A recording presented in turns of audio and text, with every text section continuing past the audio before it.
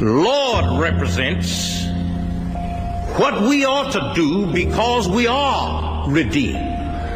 Now, we ought to call him owner because he possesses absolutely our lives. In him we live and move and have our being. We ought to call him owner. We ought to call him Father and be obedient sons and daughters. For he's our only hope and he's our only help. God is our refuge and our strength. He's a very present help in trouble. Therefore shall not we fear, though the earth be removed, and though the mountains be carried into the midst of the sea. Though the waters thereof roar and be troubled, though the mountains shake with the swelling thereof, there is a river, the streams whereof shall make glad the city of God, the holy place of the tabernacles of the Most High. God is in the midst of her, and she shall not be moved. God shall help her, and that right early. The heathen raged, the kingdoms were moved. He uttered his voice, and the earth melted. The Lord of hosts is with us. The God of Jacob is our refuge.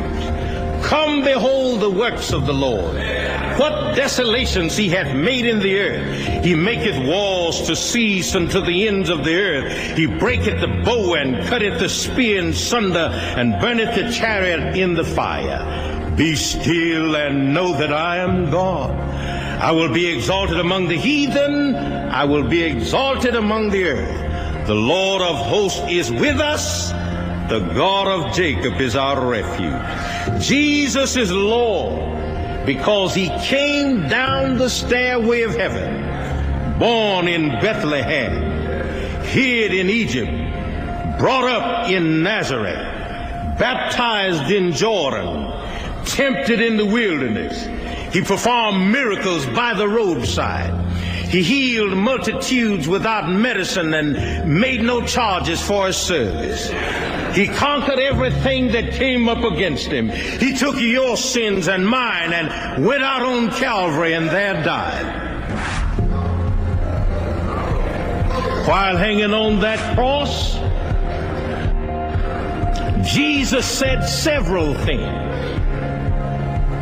But when the thief taunted him and said, "If you be the Christ, come down from the cross and save yourself and us," to that taunt, Jesus never said a mumbling word.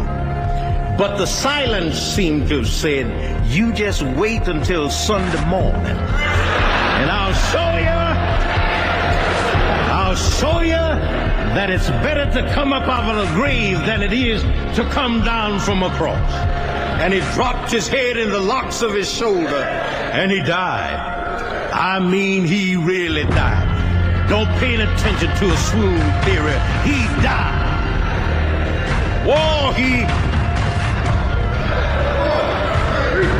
died until the sun refused to shine. He died until the veil in the temple was rent in twain.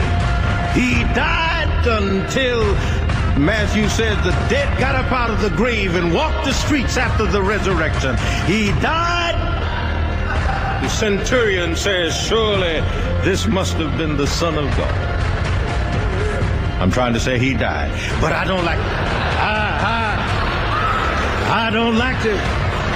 I don't like to stay there talking about he died. I like to rush on and say he was buried in Joseph's new tomb. He was buried in a borrowed tomb. Now that used to bother me. The one who holds the waters in the hollow of his hand and metes out the heavens with a span, comprehends the dust and weighs the mountains in a scale and a hill in a balance. The one who walked on the brow of nothing, and with a gesture of his hands worlds were formed. Scooped out the seas with the palm of his hand, dug deep the gorges, piled up the hills, and propped up the mountains by his will. The moon and stars lean on his arm. Being buried in a borrowed tomb. Well, he wasn't going to stay there long, so it buried him with the... Yes! He just went down in that grave and stayed in the grave long enough to clean it out and make it a pleasant place to wait for the resurrection. And on schedule, he got up with every form of power in the orbit of his omnipotence. Jesus Christ is Lord.